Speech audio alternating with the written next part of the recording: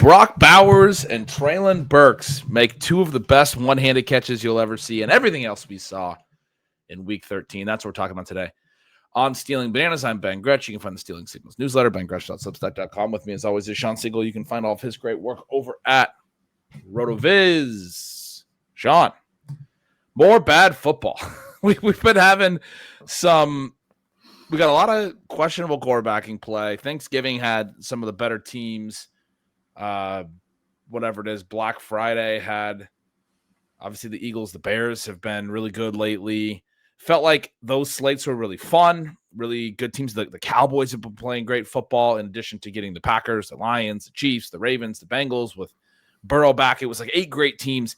It left us on Sunday with all the other teams, all the other quarterbacks, all the teams that are playing backup quarterbacks, and some guys like Max. I thought it was Brosmer. It's apparently Brosmer. He's not good, so I don't need to really learn his name. We're not going to be saying it a whole lot. There's a lot of bad quarterback play, a lot of bad football. Jordan Addison did catch an infinite number of additional passes this week with Brosmer. Ben, the number one takeaway from this week is that Jackson Smith-Njigba is far and away the NFL MVP. Because two things became very clear. Or one thing, you just kind of cherry pick out a bad game from Matthew Stafford. He came in with a 30-2 touchdown interception ratio, throws a couple bad passes. They also end up with a key fumble. They blow a game to the Carolina Panthers. The Carolina Panthers are the most hilarious team in football. It's so funny. Half of the weeks, they are down there with the New York Jets, the Tennessee Titans. The other half of the weeks, they're beating Super Bowl contenders, beat the Rams, beat the Packers. And so I wrote they're a 500 team that were nonetheless double-digit home underdogs. They were like 11.5-point home underdogs. For a 500 team, a 6-6 team that's beat the Packers. Vegas completely didn't believe in this team. I literally wrote in my notes the Panthers are so funny, which you just said.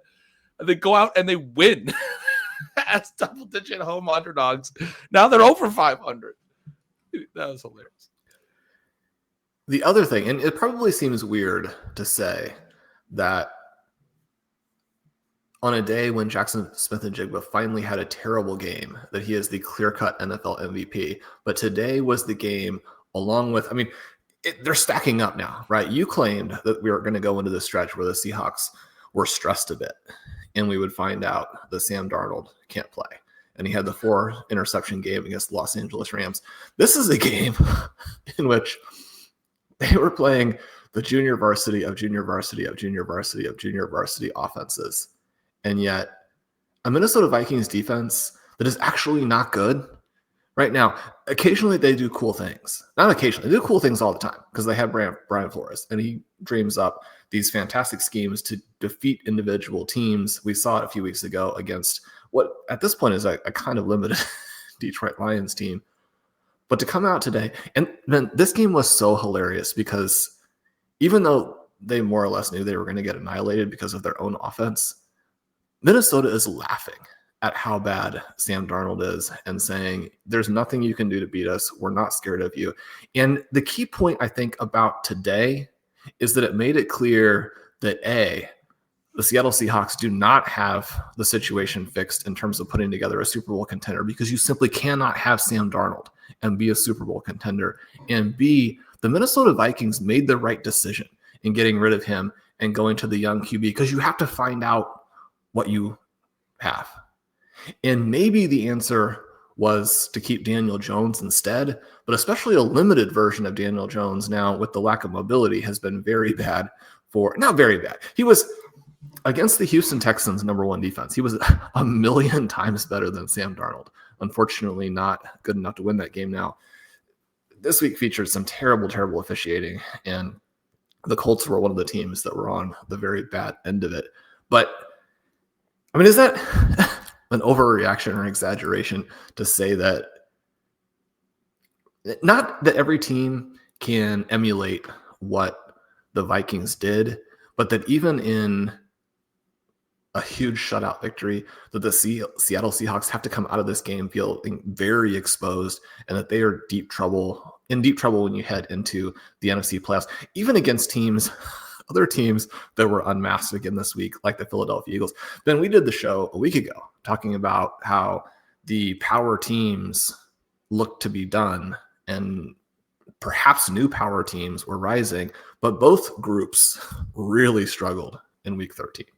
It's going to be a fun postseason this year, because I think it's going to come down to the matchups and those things. I think what we saw here with Darnold, and to your question about, are you overacting or what this actually was? I mean, what Brian Flores is, what he's known for, he's going to bring a lot of blitzes, but the other thing is he's going to disguise coverages. And there's that whole thing. You go back to when Sean McVay wanted to move on from Jared Goff. He wanted to go to Matt Stafford. When Goff really got exposed at the end of his time with the Rams, which he's grown from as well, but it was the beginning of those rolling of coverages and making that such a bigger part of how defenses are going to play. That whole idea that, you see one picture pre-snap, and especially when we do that under center run game, and we want to pair the run game with the pass game, and everyone's, we've worked all the way back to where everyone wants to talk about under center. Well, when you're under center, one of the reasons a lot of the simplified offenses like shotgun is the quarterback can still just look downfield. When you're under center, you got to turn your back to the secondary, do your play fake, hit the top of your drop, and turn and look again. And I mean, go back to that play caller series. I remember they were talking about that. But with this idea of rolling the coverages, you get this one picture pre-snap, turn your back and go do the play fake, hit the top of your drop and look again, and you see a completely different picture. And that was the whole issue. That was the thing that was crushing Jared Goff. And I think that's what we saw at that time. It was. I think he's gotten a lot better at that, because they do a lot of under center drop back play action now in Detroit. And I think he's evolved in that. But that was something that Matthew Stafford was just better at, and probably still is better at.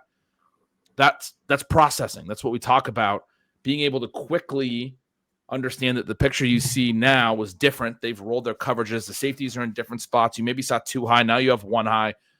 The place you thought you were going to go to the ball isn't there. Where do you go with the ball instead because of what you're now seeing? And you have to decide that in a half a second. Sam Darnold can't do that. That's the thing he cannot do. And that's what the Vikings will throw at you. And I think that was we'll see how other teams play them, but I think that was sort of the big lesson today, the big blueprint, because what they want to be able to do, Seattle, is that under center, handoff, single back handoff game, and then play action. And he has to turn his back, and he has to hit his drop, and then he has to be able to see where his routes have developed against the secondary that he thought he was, gonna see pre-snap.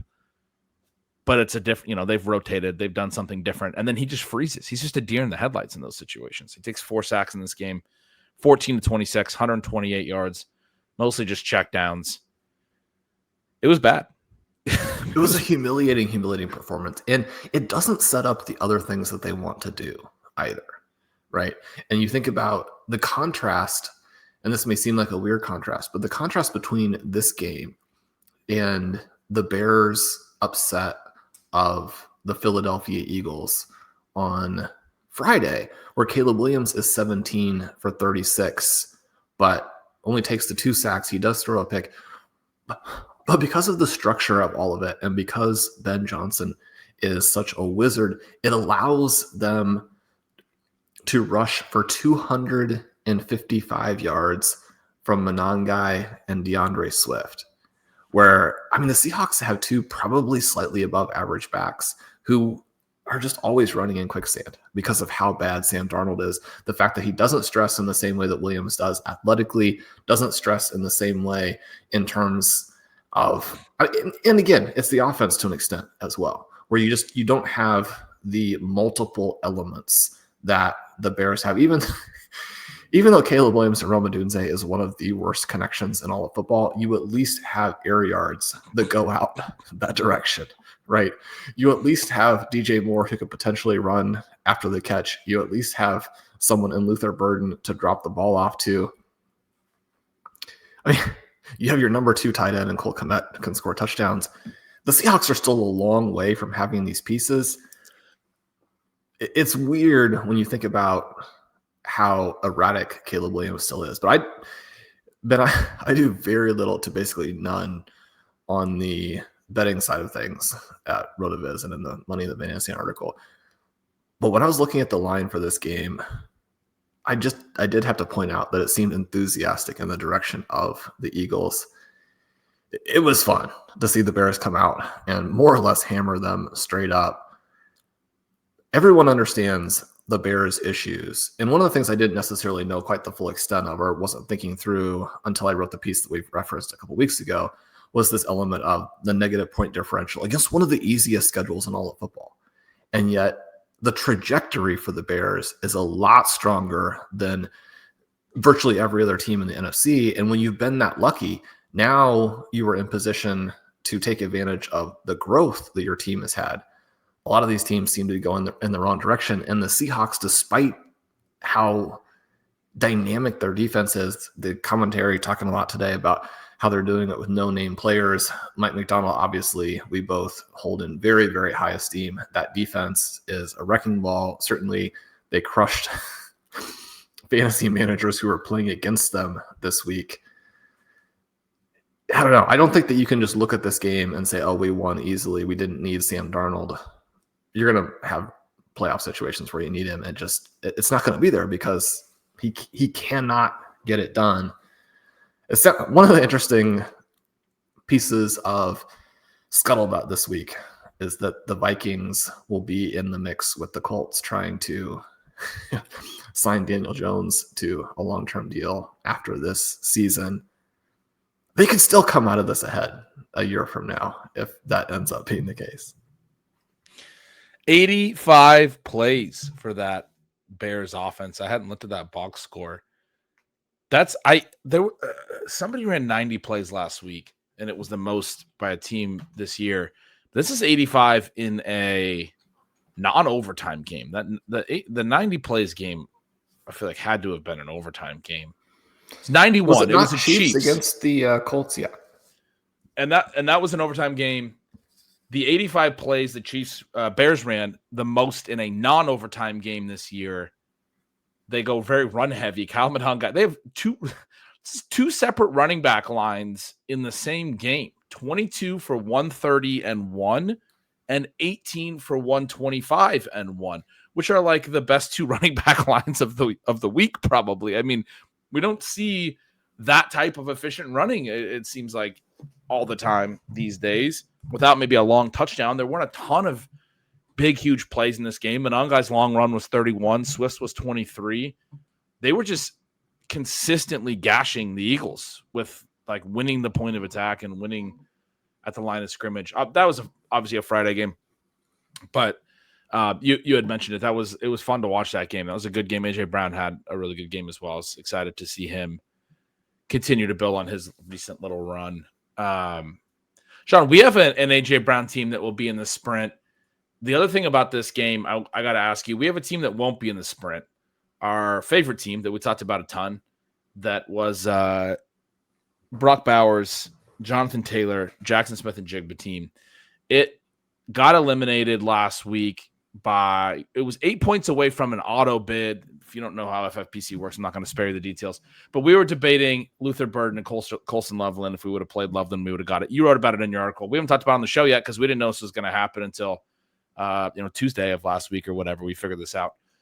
But did you have the same reaction I did watching this game? Where my reaction watching this game was we made the right decision when we played Burden last week. Burden was very involved again, even after he basically got benched in the second half last week.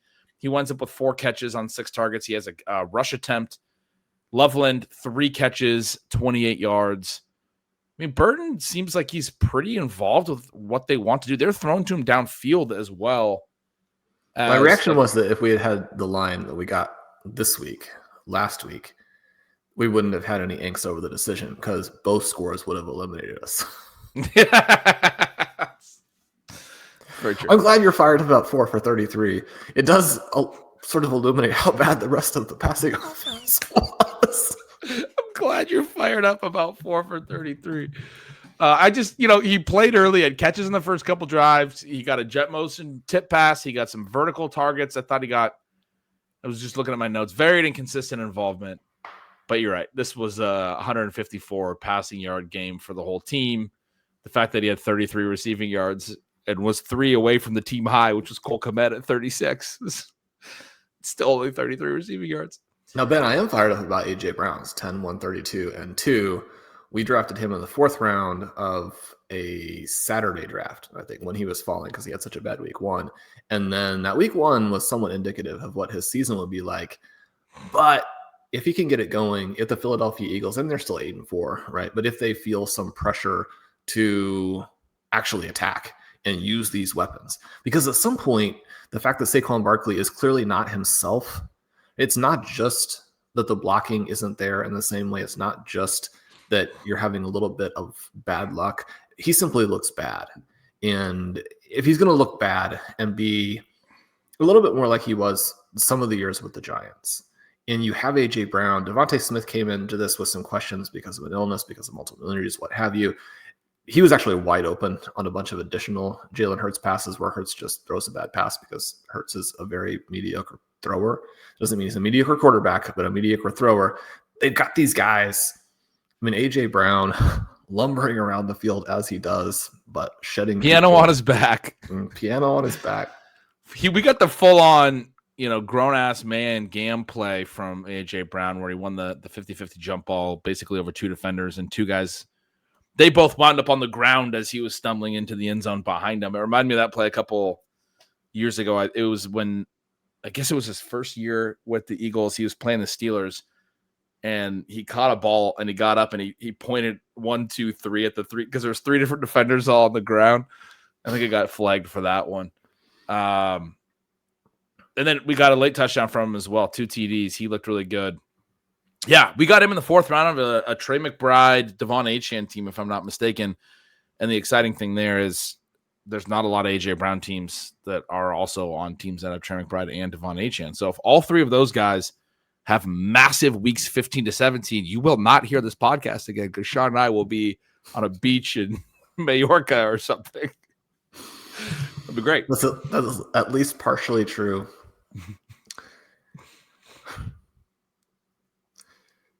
Ben, I would be over the moon. Ecstatic obviously wouldn't describe it. I do have concerns about how far a split $1 million goes these days. You're like, we get not even that much money in today's day and age. But no, that would be very exciting. We're going to have Eagles, Bills down the stretch there on Christmas Day, hopefully deciding the $1 million. But yeah, Ben Johnson, even with Caleb Williams, they are looking very, very good. This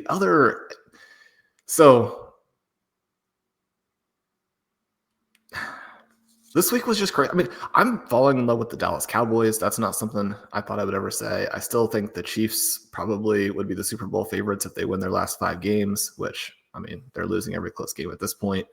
But when you consider that the Bills were more or less manhandled in the first half before Aaron Rodgers goes out, but then obviously pull away and win easily, all of the teams in the AFC North are in that 6-6 range. It was so exciting to see Joe Burrow back with the Cleveland Browns, giving them that firepower. Next week's game, Chiefs-Texans, is certainly the do or die moment for the Kansas City Chiefs.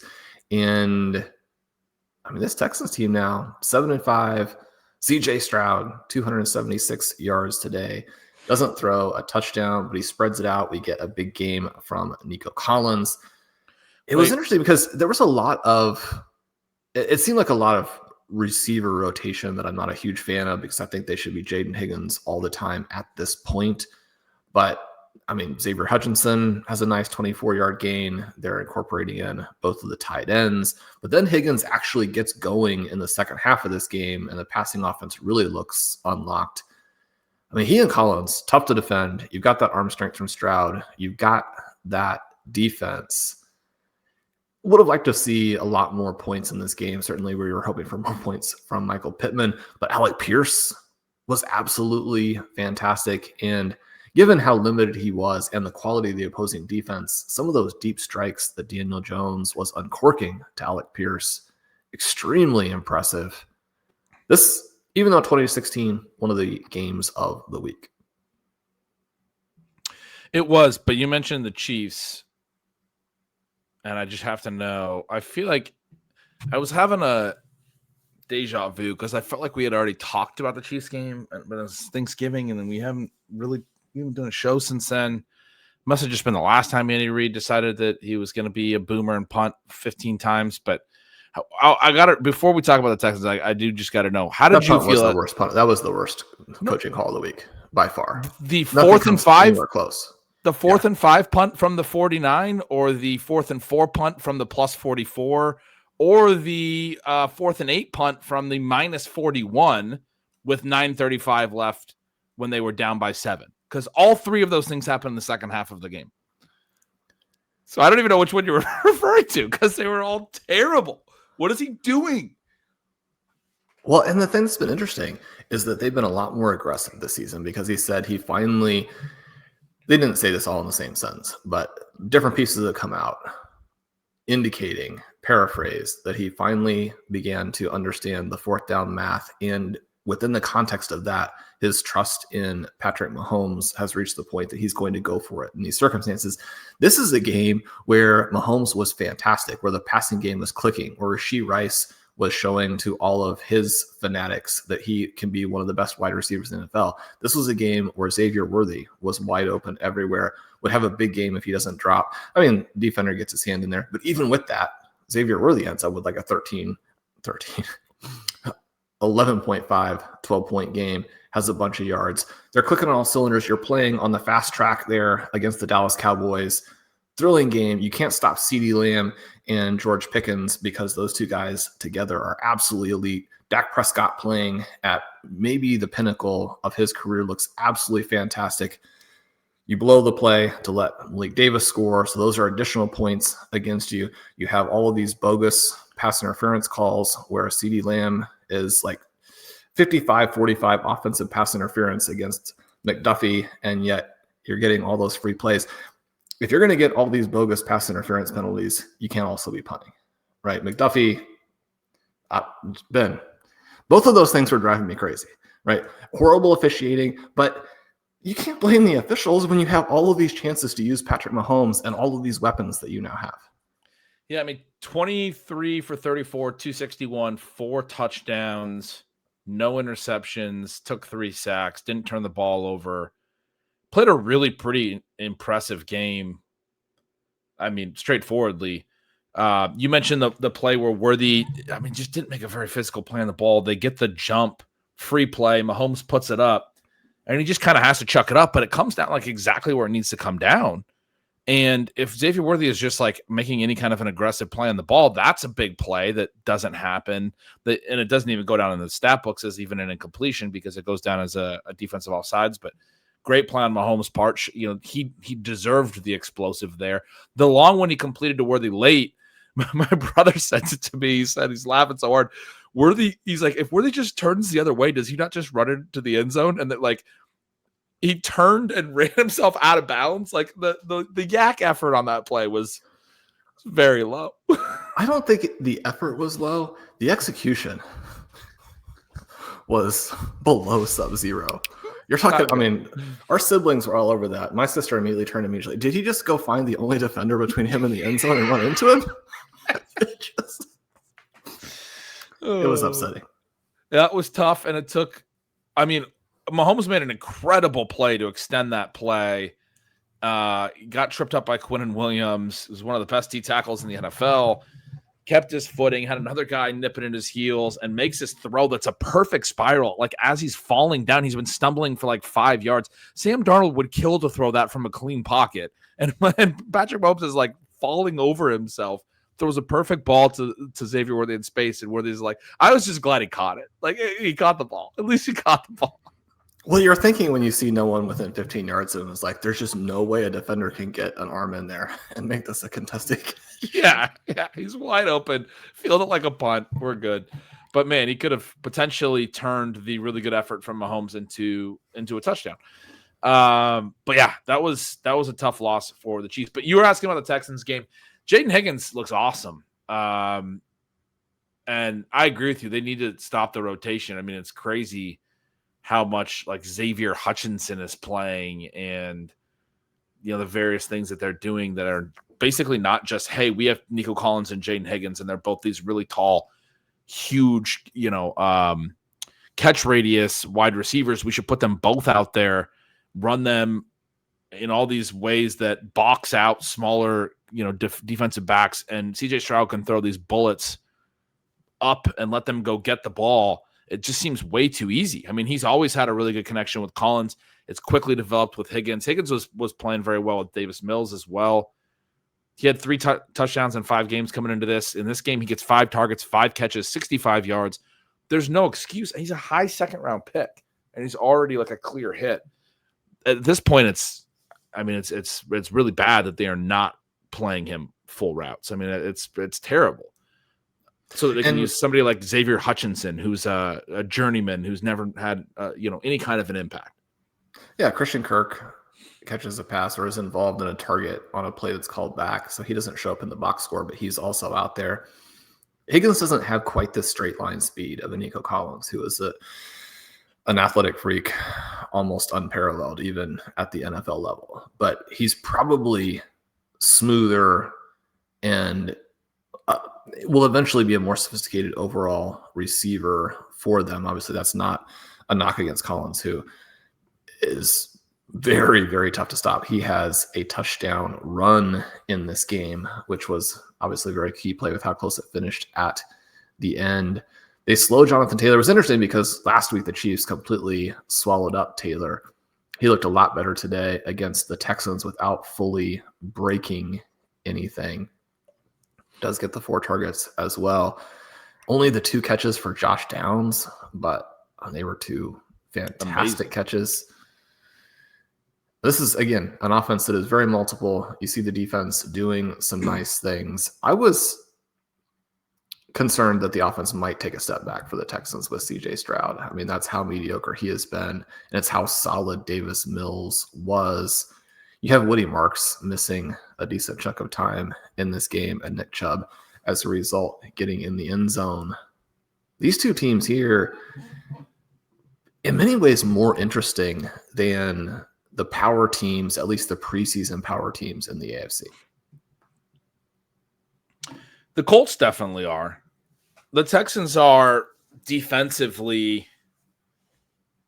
and if they use Higgins and they use Nico, I mean, I don't think Woody Marks is interesting at all. I don't think the other stuff that they do in the passing game is very interesting. Stroud has not played great, as you just noted. And the Texans are mostly a really good defense. They're trying to win a lower scoring game. They're trying to be run-based, but the run game has not been very good. I mean, Marks has been, fine. He's not been horrible or anything, but he's mostly playing as much as he is because Nick Chubb's been that much worse. I wish they had more talent.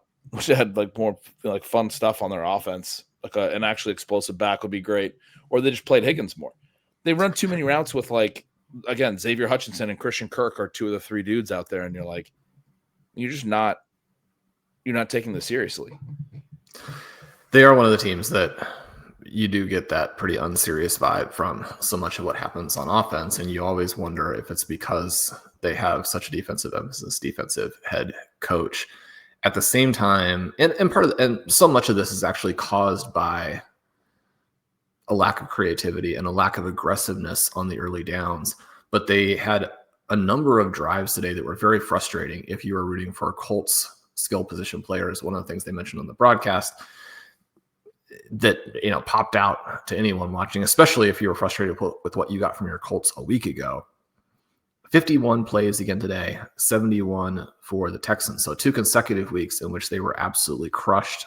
And from a play volume perspective, the Texans, with all of their weaknesses, still had 14 passing first downs today. They were 6 for 13 on 3rd down, had plenty of chances to get them off the field, and CJ Stroud did make the play to extend the drive. Now, again, we can talk about the flukiness of them being 6 for 13 and the Colts being 3 for 10, but Stroud was able to make plays, which is something that he's certainly struggled to do since that phenomenal rookie year.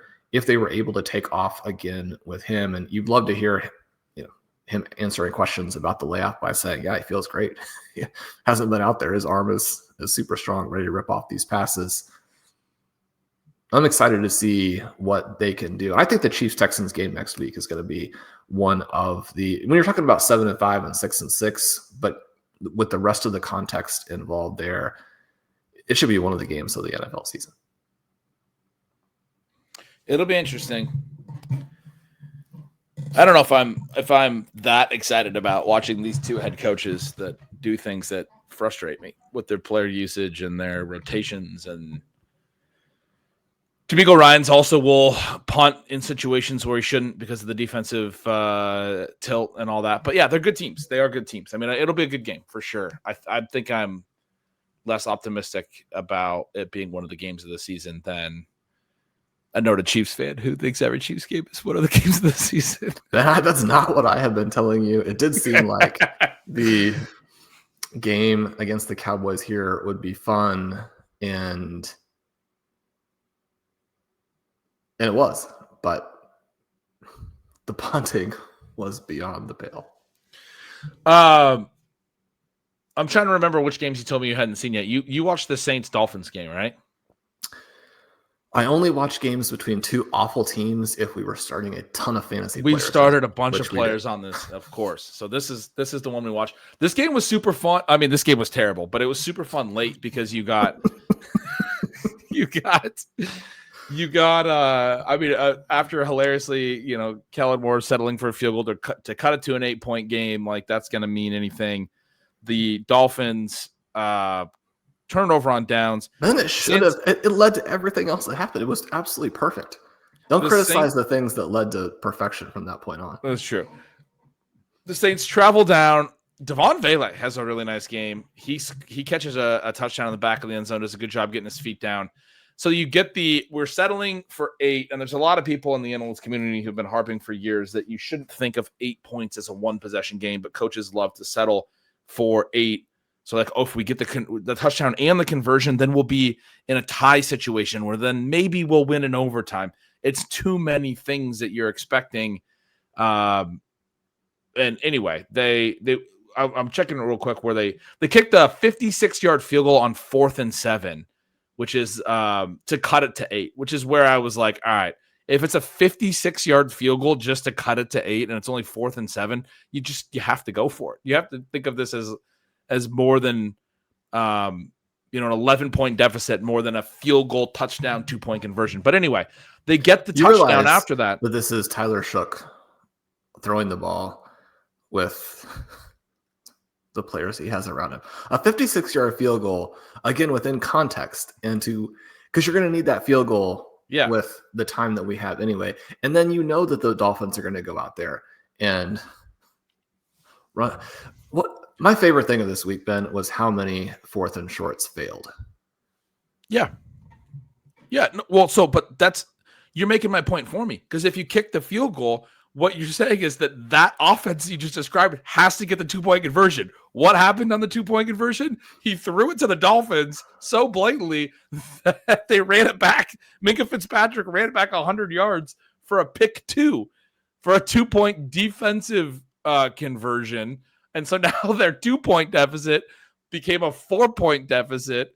And then they tried the onside kick, which they were recovered, but they're down 4. So now if he just fails the 2-point conversion, they could have won on another field goal there. Instead, they're down 4 points because they ran the conversion all the way back, which was so fascinating. You get the 2-point defensive conversion and the onside kick recovery and get into a situation where they actually could have kicked another 50-plus yard field goal to try to win, but we're down 4 and they end up losing.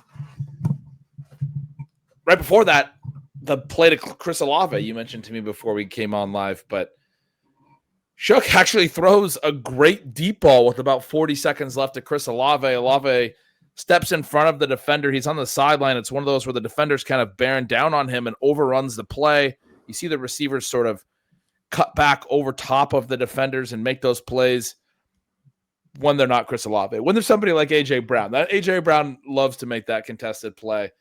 Chris Olave steps through. The defender goes completely out of the way, but it turned his hands into Jello, and the ball was right there. A very well thrown ball, and he didn't even look like he got his fingers on it. Did he maybe touch the tips of his fingers?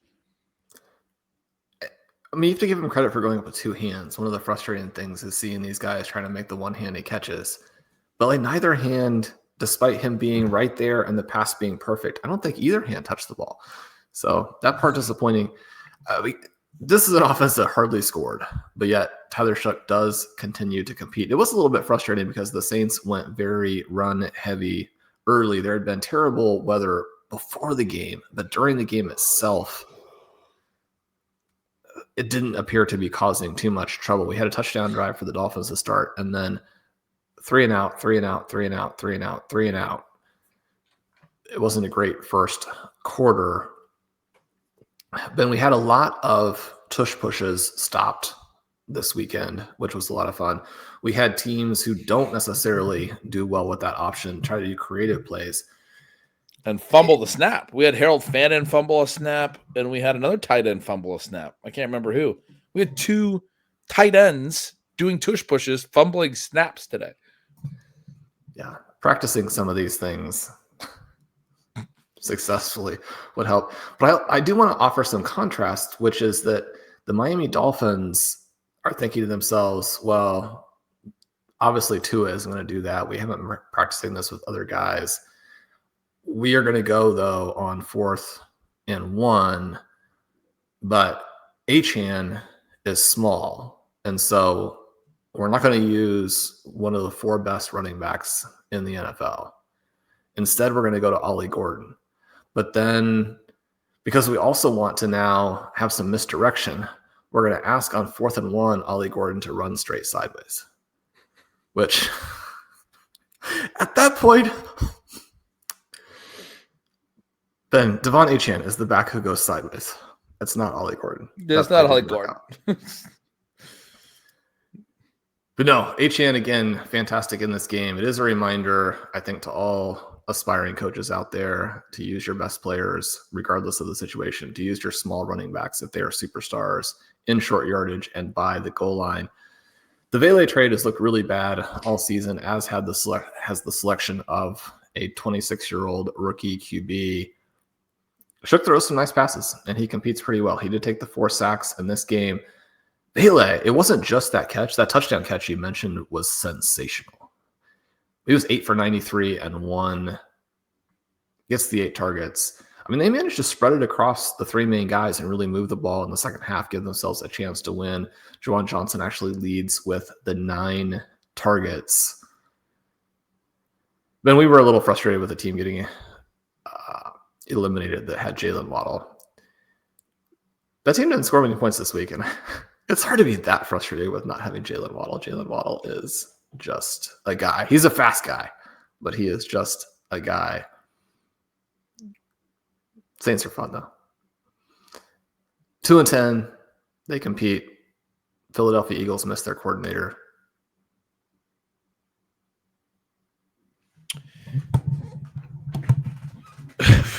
Philadelphia Eagles missed their coordinator. They do. Yeah, no, I mean, the Saints they're a fun team. They are.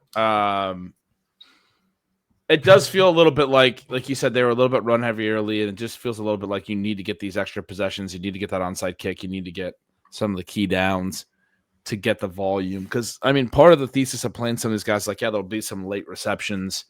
There were in this one. There's another world where there weren't in this one, and this was just a really bad offensive game for them. And it was just annoying that Vele got a lot of those, but most of the receiving production, like you were saying, there's a lot of 3 and outs early. Most of it seemed to come late in a few. Well, at the end of the first half, they had an 11-play drive. It only went 48 yards, but we're able to convert some first downs in kind of a hurry-up mode. And then early in the third quarter, they had a touchdown drive. They're down 16-0 at halftime. I mean, they got to get down 16 points, right? They got to get to where it's like, hey, we're going to throw every single down. Sometimes it doesn't work. Sometimes it does. You get the the completions. 26 for 38. They're only non-3 and outs in the first half, ended in a fumble and an interception. Yeah, they had a rough first half. But he is a guy who can complete passes, like you're saying. 26 for 38. I mean, it's not again, you were talking Jordan Addison was infinitely better with Brosmer today. I mean, they would kill for Tyler Shuck up there in Minnesota. I wrote up in Input Volatility that Brosmer couldn't be worse than McCarthy. He could be just as bad, though. He was nowhere near as bad.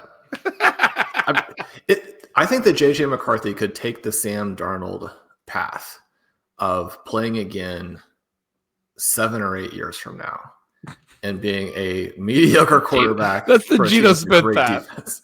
Yeah, Geno Smith path. Geno today, that was also a battle. We didn't get... You're saying sometimes Brosmer, when you get a new offensive coordinator... Sean, Brosmer threw for 126 yards on 30 attempts with 4 interceptions, and he took 4 sacks. And you're saying that was nowhere near as bad as J.J. McCarthy? It wasn't anywhere close. I stand by it. He said, I stand by it. The game last week against the Green Bay Packers. And, man, I don't think... So what... Yeah, no, you're right. J.J. McCarthy's that bad. It's a great. I love it. We were excited. Our teams are going to go 2-1 in the main event semifinals. The team that's going to lose because someone had the guts to watch the Green Bay Packers play all season. The guts / emergency situation to play Jordan Love against us, and the Packers went out and lit up the Detroit Lions because it turns out they can throw the ball if they want to. Ben Brock Bowers had 4 targets today. 4, 63, and 2. Brock Bowers was sweet today. Caught a TD in the back of the end zone. Well, caught a nice play on the sideline down to the 5, then scores a touchdown on the back of the end zone. And as it happened, I remembered, it seems like it was so long ago, but in the first few weeks of the year, I was writing about the Stealing Sentinels every week, but Geno Smith missed him on potential touchdowns like 3 weeks in a row. There's one that I remember was a deep kind of in-breaker, and he was just wide open, and Geno just sailed it. He's at the front of the end zone, just like perfectly big frame, and he just like threw it through the uprights. And it's like, all right, good throw, Geno. Had a couple other opportunities. There was the one that was the wheel route where it bounced off the defender's helmet because it was kind of underthrown, but Bowers didn't really jump up for it, and that's when you knew his knee wasn't really great.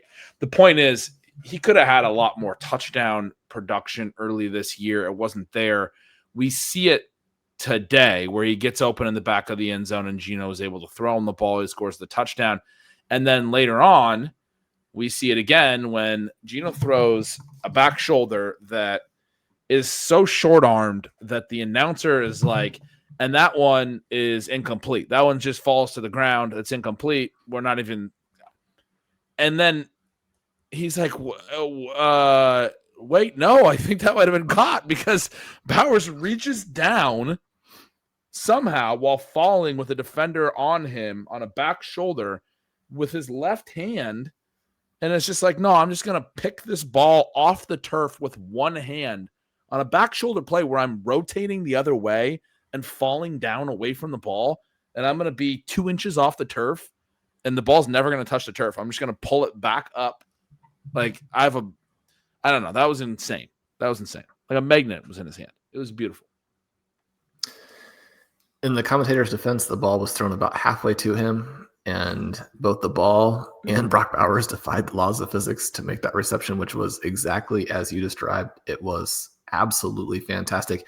I do have some concerns about a coordinator change that's followed by Brock Bowers getting 4 targets, but the Las Vegas Raiders ran 46 plays in that game.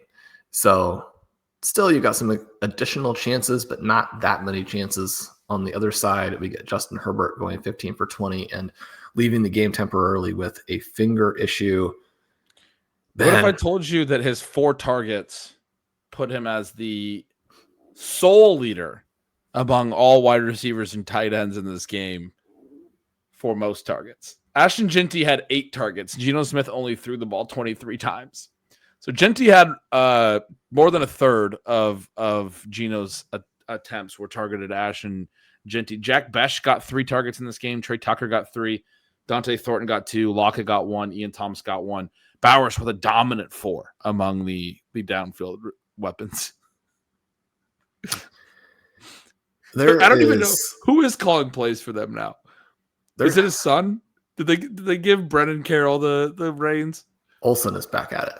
Okay. They're like, I mean, you got to go to the old hand with the situation there. The Geno Smith interception is one of the hilarious replay misses by the NFL this week, where when you go to the monitor, Ben, it still doesn't matter what the replay evidence is. It doesn't matter if Deontay Thornton is obviously touching the ball as he's standing out of bounds. Interception stands. That was crazy. I was watching the cut-ups, but I went back to that like 4 times, and I was like, this ball deflects off a player who's out of bounds. You must have seen it better than me, and you're telling me that's exactly what it was. I was like, that's definitely not an interception. It bounced off way too many players that were standing on the white. As soon as it touches a player standing on the white, it's incomplete. It's not about whether the guy that eventually caught it was inbounds, because the ball was already dead. So you're telling me in this case, I thought it was crazy. One is exactly accurate.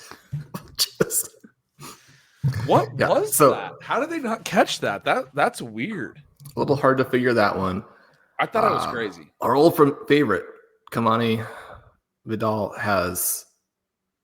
I mean, the Raiders defenders kind of ran to the other area of the field as he ran down the sidelines, but he looked great. 59-yard touchdown run.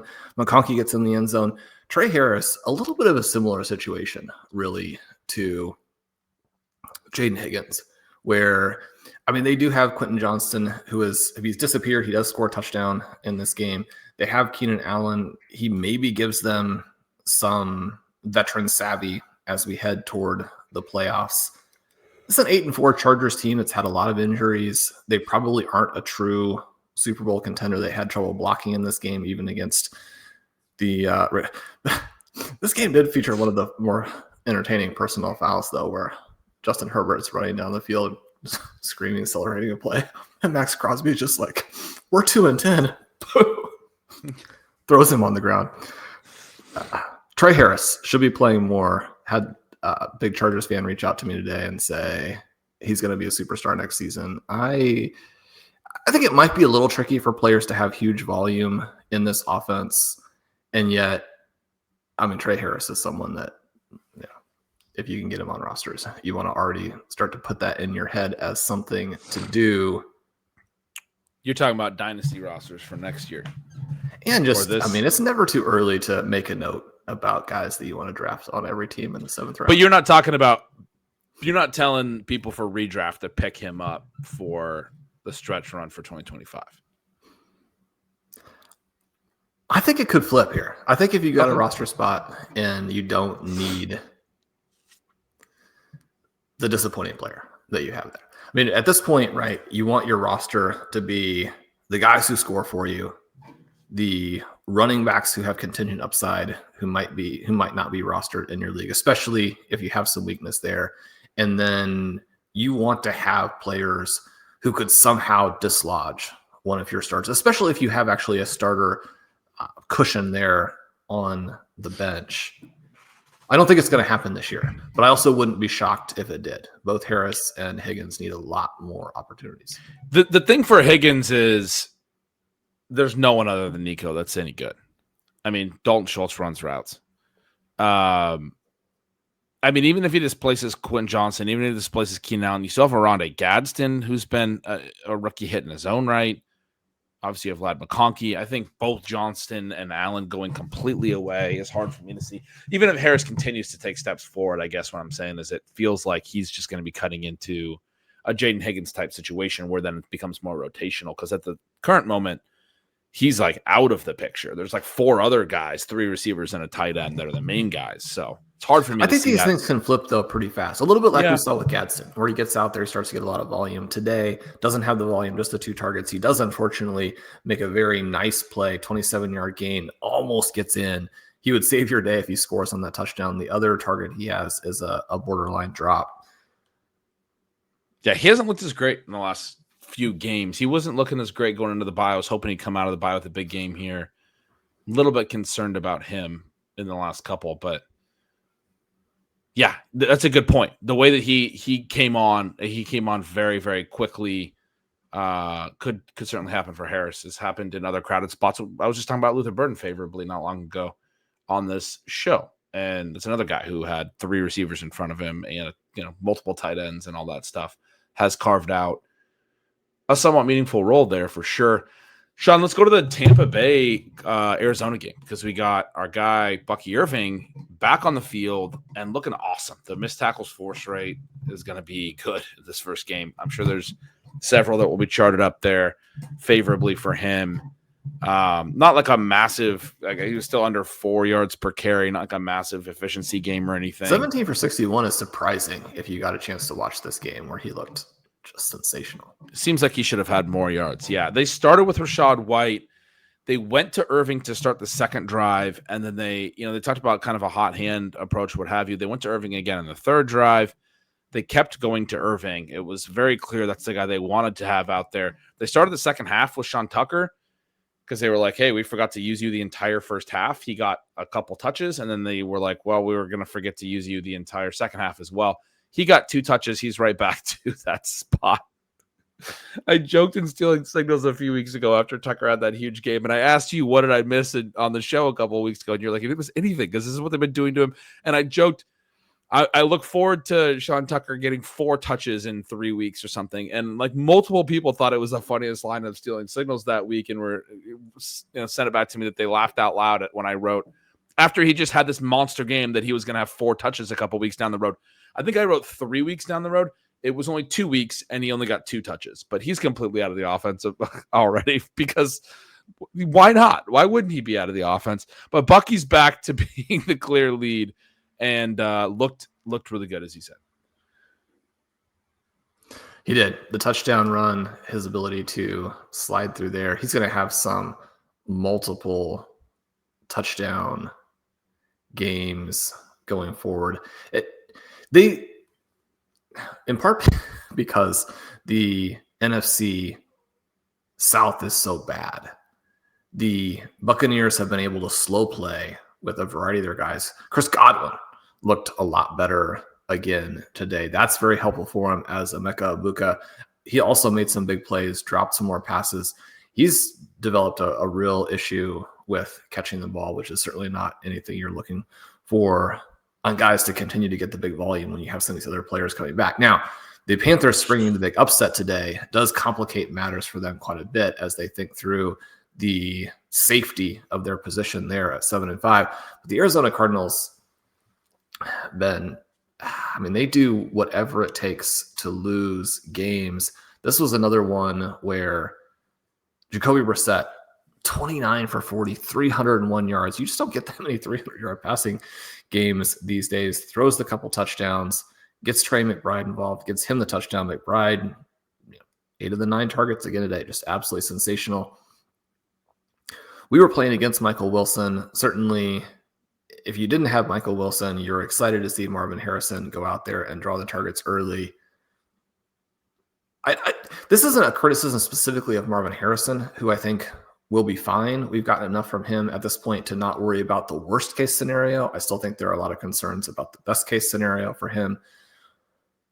But if he's not there and Jacoby Brissett is just allowed to throw to Michael Wilson the way he has the last couple of weeks, I think the Cardinals win this game.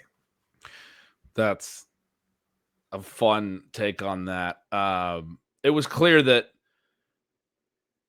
they wanted to make sure that they were getting Marvin Harrison going. He had the clear first read and target and reception on both of the first 2 dropbacks, 3 receptions on the first drive, winds up with 6 catches for 69 yards on 7 targets. Wilson also got 7 targets.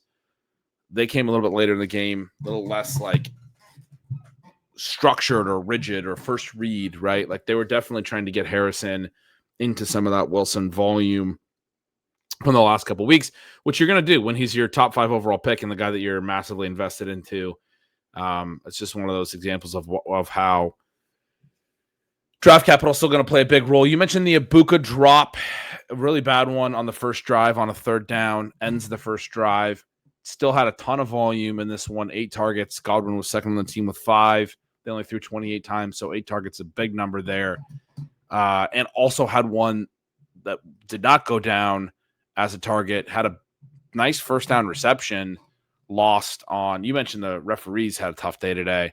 Just a terrible holding call on Tristan Wirfs where the defender is like leaning forward and Wirfs just slaps his arms down and his own momentum falls straight down onto his face.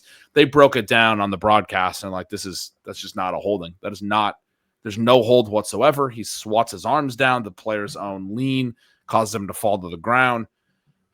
Took away a big play for the Bucs there and for Ibuka, for those of you who have him. But yeah, Godwin looked great. Godwin came back last week. They got blown out early, and so they kind of didn't push him after halftime. I was interested to see how he would look because all 5 of his targets, I think it was last week, came in the first half because they did just sort of sit him after they got crushed by the Rams.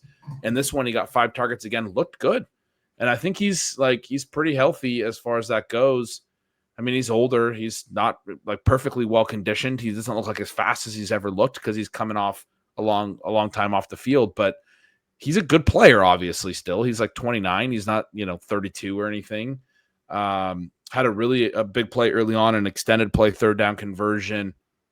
Mayfield missed him down inside the 5 on 1, and then a play later, he drops one in the end zone. Should have been, easy touchdown right on his hands. Tough drop for him, but 3 for 78 on 5 targets. Could have been an even bigger day. I think he's probably a decent option to consider starting in situations where you need some wide receiver potential. I wouldn't be putting him in, expecting him to be the Chris Godwin of his prime or a better play than some of your best wide receivers. But in spots where you need some legit wide receiver upside, Baker Mayfield's a good quarterback to be tied to.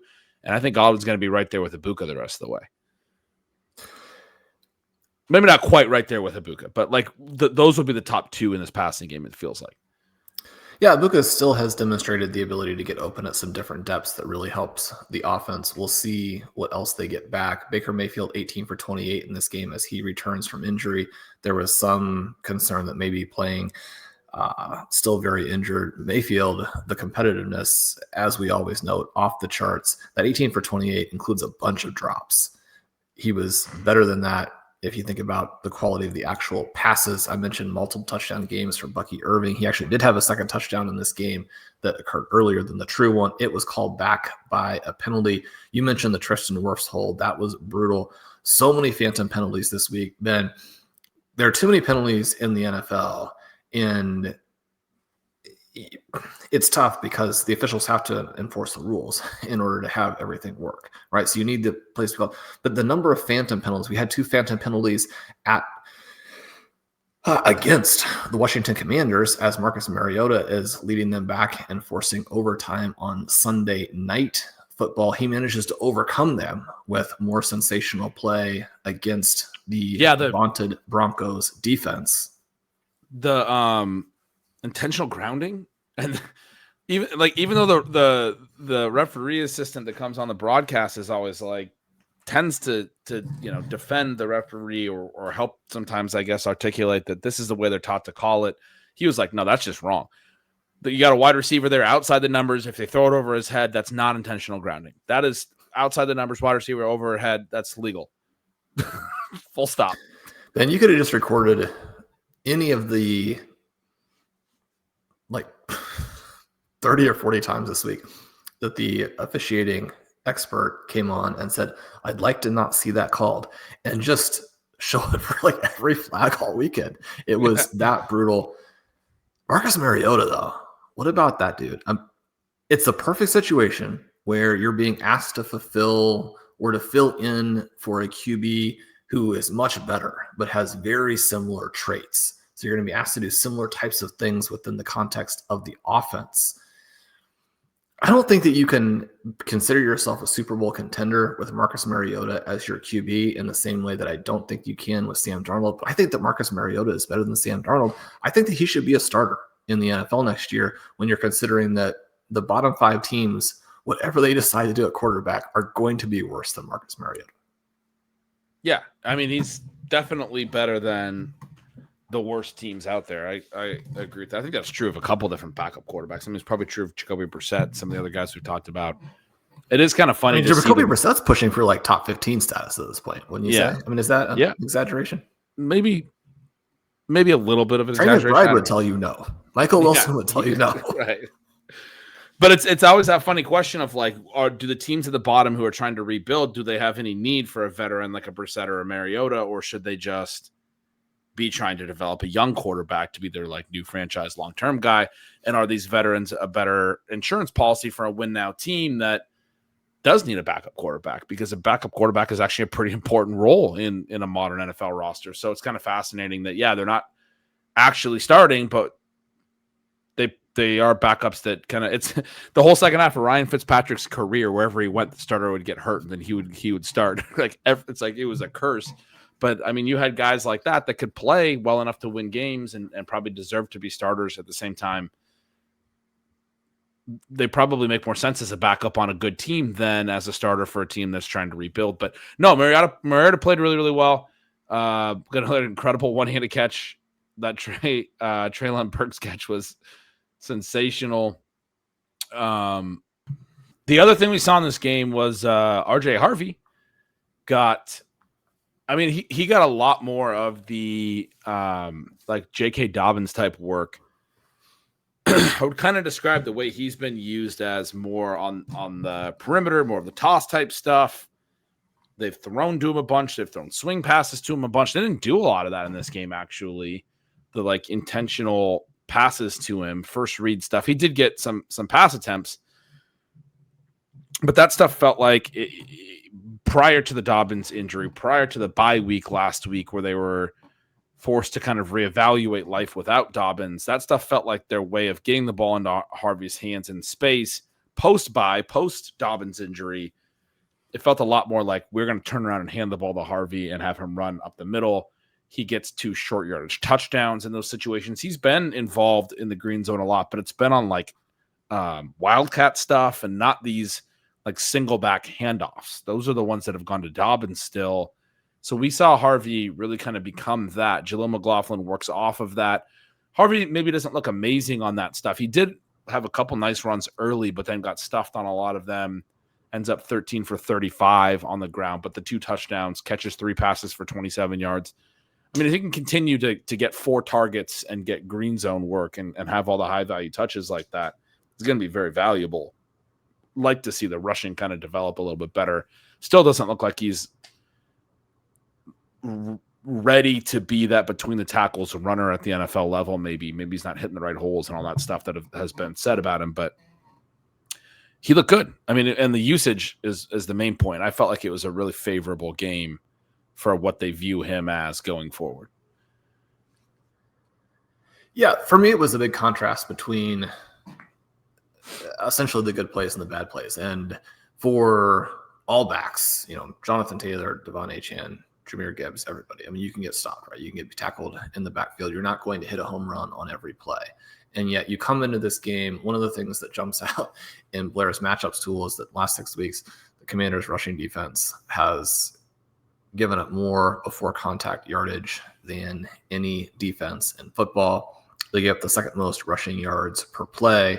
They have the 5th highest explosive rate allowed. And then you look at the box score and you're like 13 for 35 is pretty depressing. And that's not exactly what your eyes tell you, because again, on the touchdowns, especially, you see this ability to explode into the seam, and the playmaking ability there is fantastic. That's what we've seen on some of the big runs that he's created, what we saw on the 3 touchdown day. This Broncos offense is interesting because this is another game where the stats superficially for Bo Nix, especially when you start to stack up all of the passing attempts, there were 95 pass attempts in this game when you have a full overtime period where both teams score touchdowns. He throws for 321. He has the one really bad interception, but looks pretty good other than that, Nix's ability to throw off platform is among the 3 or 4 best in the entire NFL, to the point where you almost wonder why he has any normal throws, because he's not nearly as good at those. There was the exploitable element in this game where they were able to get Evan Ingram loose, especially at the end, and you make some big plays. Pat Bryant, Troy Franklin, a little bit more disappointing. Bryant seemed to overtake some of their guys with the 7 targets and yet doesn't come up with a key play here. But you work all of that back around to this RJ Harvey conversation, where I think that Bo Nix makes the offensive line look a lot better than it is because of his ability to get the ball out and his unwillingness to take sacks. That was the thing that Sean Payton really emphasized in their drafting of him. And I mean, we see this with offensive line metrics all the time, right? Where you have a sensational running back, the run blocking looks better. You have a QB who doesn't take sacks, who gets the ball out. And with Nix, it's an interesting combination because when there is pressure early, he can get the ball out early. When the play requires a roll or he has the ability to roll, he'll roll, not take sacks on any of those. He just simply doesn't take sacks, right? But you watch RJ Harvey in this game, and he's blown up in the backfield over and over and over. And that just does not make sense for a Denver Broncos offense that supposedly has one of the stronger offensive lines in football going against a Washington Commanders defense that is terrible against the run. This game here, another one where you're like, Denver Broncos now 10-2. They do get the big stop on the 2-point conversion, a sensational play where the play call actually works, but the individual defensive player there for Denver is able to make the stop. Your offense has to be better than what the Broncos are currently showing. And I think some of that is the offensive line. Some of it is that a lot of what Sean Payton called in this game was very unimpressive, did not get the job done. Again, when you consider the context, which is that Washington is not one of these teams that should slow you down, much less stop you. I think that part is disappointing. RJ Harvey, very clearly a big talent. And it's just a 13-6 edge in runs of Harvey over McLaughlin. He is involved again as a receiver. And one of the things that we talked about that's encouraging with him is he doesn't have to be the third down back to get receptions in every game. Tyler Bidet played a huge number of snaps in this game. The 45 pass plays, many of those Bidet was in for. RJ Harvey has the talent. The Broncos are not unlocking. I just think J.K. Dobbins is a fantastic back. And so the fact that he's able to pick his way through the debris, all the road furniture, as they would say, and cycling, I think is a testament to him. I don't think it's something where the Denver Broncos are blocking these plays very well. Yeah, I think that's definitely right. Yeah. And it's, I mean, a hat tip to Dobbins. I think that's been the case for most of the year. But obviously he's out now. And so we see that the response is that they're going to go with Harvey, even if that is a little bit less efficient, it seems like. And so that's, I think, very promising going forward. There's a big yawn. What other games have we not talked about? Any other big Week 13 insights? Well, did you have some thoughts beyond my note that Matthew Stafford missed a few plays today? I don't want to make too big a deal of this. I think both backs are good. I think that Dowdle has showed enough to maintain a pretty good role there in Carolina. And I wasn't saying you have to go out and draft Chuba early this season, during the offseason, because of some of the weaknesses of his game. And because there was the potential for this offense not to actually be that viable for runners, I think it's been the opposite, where the Panthers have morphed into the type of offense that works pretty well for them. I don't think it makes sense to say that because Chuba Hubbard was so much better than Dowdle in this game that he's the better back overall. That wouldn't be fair to the bulk of what Dowdle has done. But you do see the straight line explosiveness from Hubbard in this one. It's interesting, considering that receiving was the big concern for Hubbard coming into the season, that he looks explosive again in the receiving game in this game. And when I say again, referencing some of the early games of the season before he was injured and didn't come back and play as well. He has the 35-yard touchdown here. Frustrating, obviously, for those who had been able to really rely on Dowdle recently. You and I had talked about this a bit. I didn't get a chance to watch the Panthers game very early last week. I didn't think that Hubbard playing a little bit more was indicative of much. And yet, when you see the explosiveness from Hubbard today and you think about the contract, it's now just very, very clearly a problem for Dowdle, even if he does become the 1A again next week. Well, I actually Rico Dowdle hurt his shoulder on the first drive, was clearly in pain, checked out intentionally, was holding his shoulder on the sideline. They were showing him over and over, talking about it in the broadcast. And then he went back in, and then he went back out on the first drive. I wrote in my notes that the split won't be indicative of intent right away in the first drive. Having said that, everything you said about how good Chuba looked was true. I mean, he took that swing pass to the house, looked very explosive on that play. He was running much better. I don't think Rico looked bad per se, and he was able to play through that against a good Rams rush defense. I just think Chuba looked really, really good in this game. I mean, so Chuba goes 17 for 83, Dowdle's 18 for 58. It's not a great line for Dowdle, but it's not necessarily terrible on that much volume as like a between the tackles runner against a run defense that most people are like, nobody can run on. I mean, that's the way that people talk about the Rams run defense, is if it's the best in the entire NFL.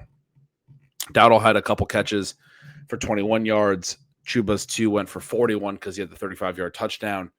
I mean, Chuba looked better. Absolutely. I think it's fascinating to consider what it will mean going forward, because I don't think probably this split was the plan, and I don't think now that Chuba looked like this week that the plan is really relevant, right? Or like whatever the plan may have been is really relevant for next week. So it certainly changes things. It's fascinating because Chuba lost the job because he got hurt, and Dowdle played really well, basically outplayed him during that stretch. And then Rico played through it, played through his injury or his discomfort or what have you the entire game. But it's just a very obvious, like, Chuba's going to get more playing time. He's going to have more room to be in a hot hand situation if Dowdle's playing through something and Chuba's looking great. Like, that's just the way that's going to go. And it did. And I thought it was fascinating within that context that Dowdle still wound up with more touches. I mean, he has 20 touches. Chuba has 19. They go very, very running back heavy because their quarterback's Bryce Young. And Bryce Young ends up throwing 3 touchdowns in this game. Pretty funny. He only throws 20 times and hits for a couple long touchdowns. And I believe both were on 4th downs, right?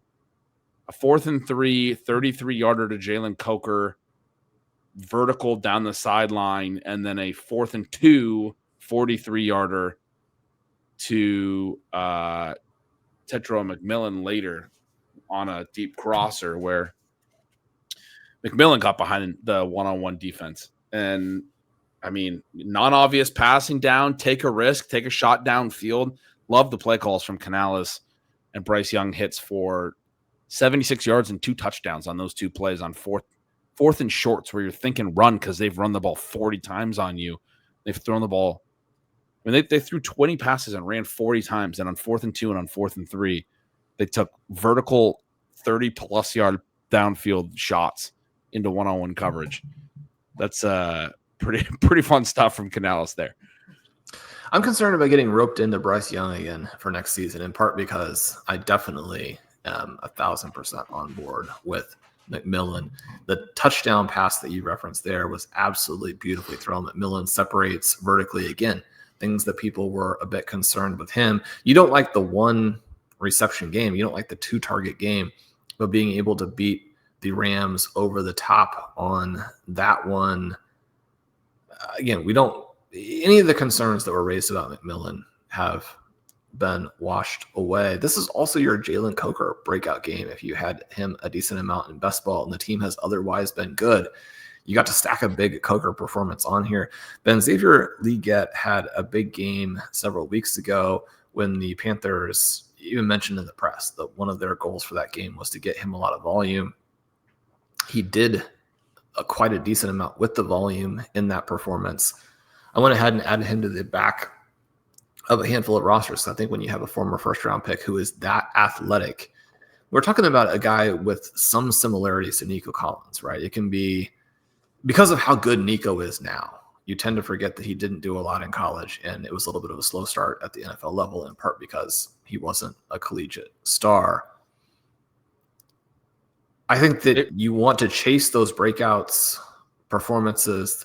So I think you want to chase the breakout performances from first-round picks who are that athletic when they happen. But then when we get immediately on the heels of that, just plenty more evidence that that game was the one-off and is not going to lead to anything, you can go back in a different direction. McMillan and Jalen Coker are the receivers who are going to make this passing game work or not work in the future.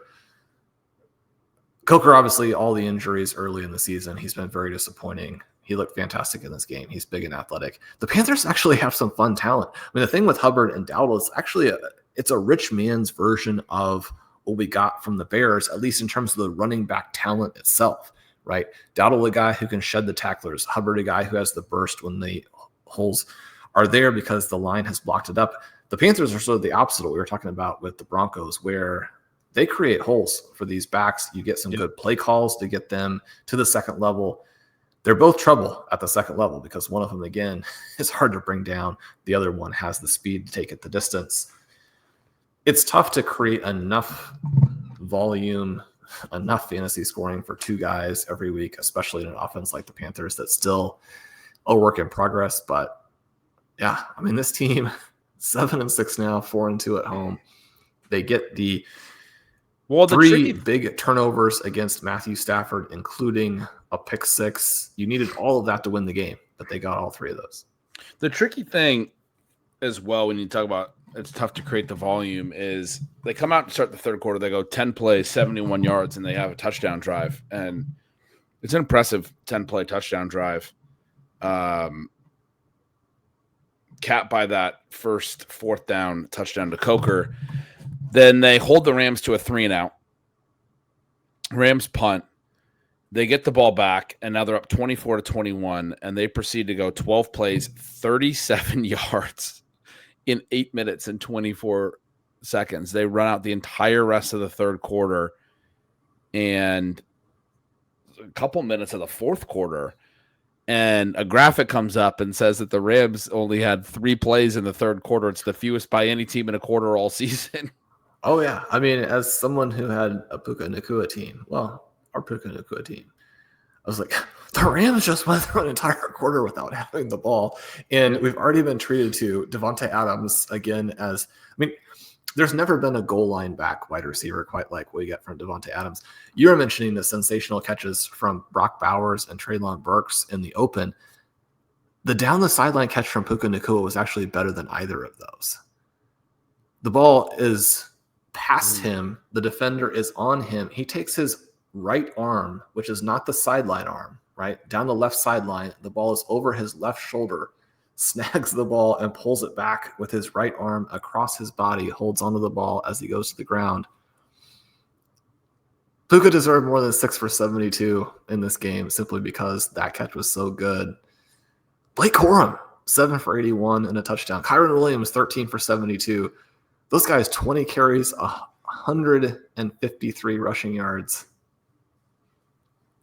You need more plays. The Panthers did. So, Ben, the thing that jumped out to me as you were detailing these Panthers drives is that Ben Johnson's offense is perfect. Caleb Williams is perfect because what you have to do to get enough volume for Kyle Monangai and DeAndre Swift is that your quarterback has to throw incomplete passes that stop the clock on almost all of your passing plays. Carolina just doesn't call passing plays. They just run the ball. They had twice as many rushes as pass attempts in this game. And they were in a one-score game in neutral. It's not like they were like dominating or anything. They were I don't think they were ever up by more than 7 at any point in this game. And they just ran and ran and ran and never stopped running. Again, you said you're thinking about being back in on Bryce Young.